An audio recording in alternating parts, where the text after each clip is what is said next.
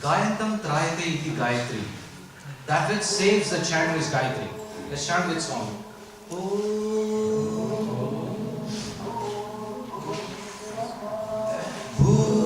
Bhuvasvaha Tat Saviturvarenyam Bhargo Devasya Dhimahi Dhiyo Yona Prachodayat. So, the question on Gayatri is, what does Om Bhur Bhuva Swaha signify? The options are A. Materialization, vibration and radiation. B. Body, mind and soul. C. The gross, subtle and causal states of consciousness. D. Reflection, reaction and reason.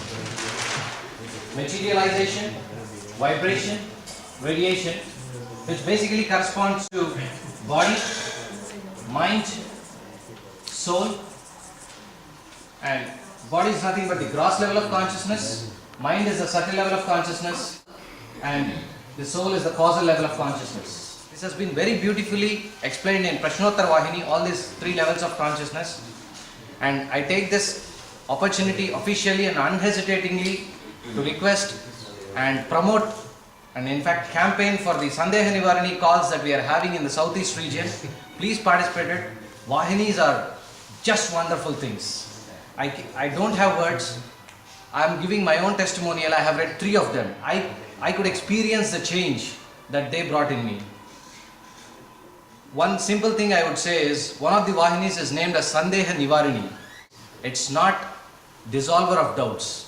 Nivarini is not dissolver. It stops the doubts. You won't have any more questions. So, here if you see, Swami is Vishnu himself. Swami is saying that Swami said that Swami is important. It's a very funny statement. Anyway, the question for you now is, what sequence of events led to our Lord being named as Satyanarayan Raju?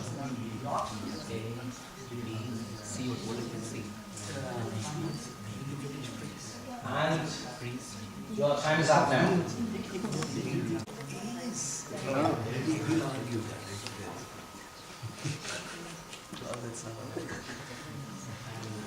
So, we go to the next question. Where is God? I have a hint for you ready. One of the following options is correct.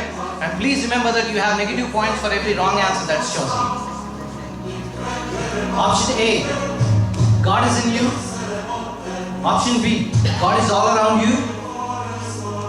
C, God is in Prashanti Nilayam. D, God is now here in this retreat. And your time starts now. In Dhyana Vahini, a series of articles Swami wrote for the Ashrams magazine, Swami prescribed a simple yet fully sufficient way to please God. Do everything as an offering to me and always think of me. And if we did, he promised to give us A, what we deserve, what we need, what we want, what gives us peace. And your time starts now.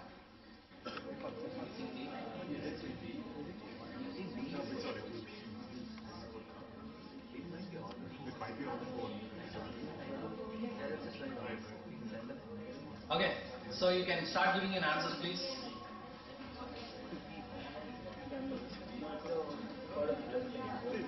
Answer, please. Okay, and the answer is A, B, and D. He said he would give us what we need, what we deserve, and what gives us peace, but he did not promise to give us what we want. But then it's not to say that he will not give us what we want.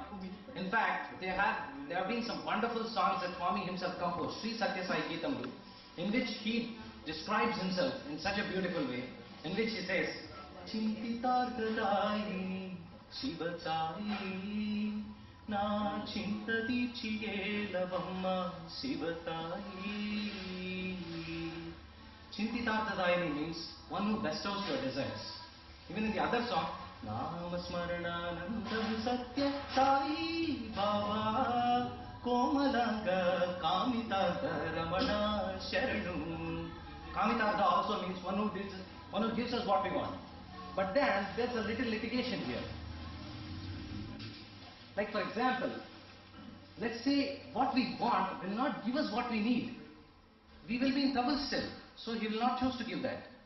And if what we want is much less than what we deserve, of course he will give you the greater thing. And if, last of all, if what we want destroys our peace, it's not worth it all. He will not give us.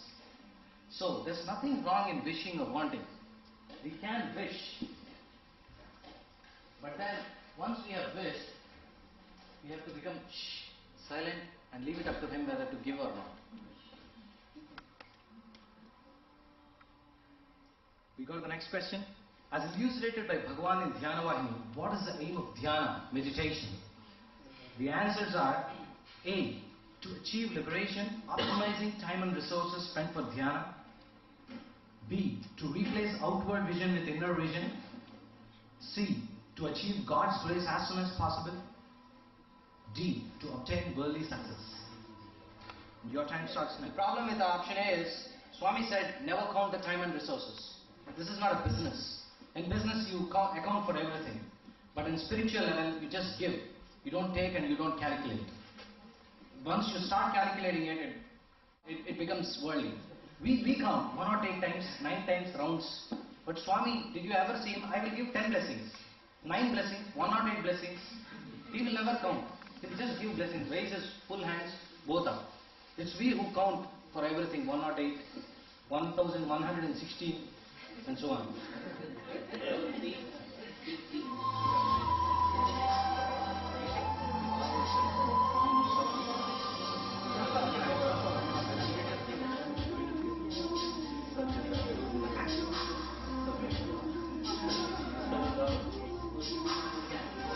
Okay, your time is up now, so please give the answers.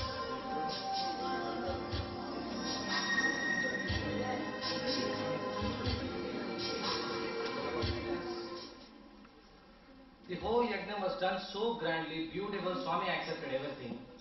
And it was all over. The year was also over. And 1st of January 2009, he comes coolly and says, you know what? They did this Sahasra Chandra Purna Darshan Yajnam for me. But it is not correct to say that I have seen 1,000 full moons. He said, I have seen millions of moons, not just 1,000. And he explained what exactly he means by that. And you got to guess what was the explanation.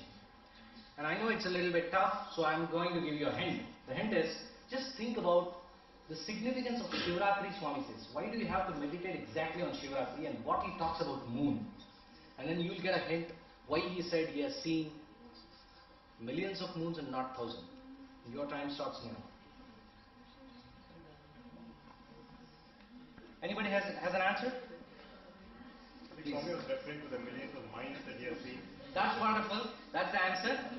So Swami was referring to millions of minds because moon signifies mind. So when Swami says I've seen thousands of moons, so that means he's watching all of our thoughts. So basically we have to take care at the level of thought. It's not he does it happen. So Ekam is nothing but one. That is unity. And Vimalam is nothing but spotless. That is purity. So you see, this is the description. Ekam Vimalam Tatyam Tattvamasya Laksham is the description for divinity. So basically unity and purity are nothing but they are the attributes of divinity. So they are so interrelated and they are so the same, just like the object and its attributes. The object is a divinity and unity and purity are its attributes. So an object cannot exist without attributes and attributes do not make sense without the object. Such is the intricate relationship between them.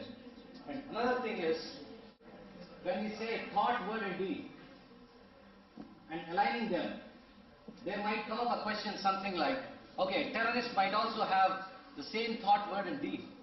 Then can we have divinity? That's not correct because this is not exactly the alignment that we need. We need to align it with something called buddhi,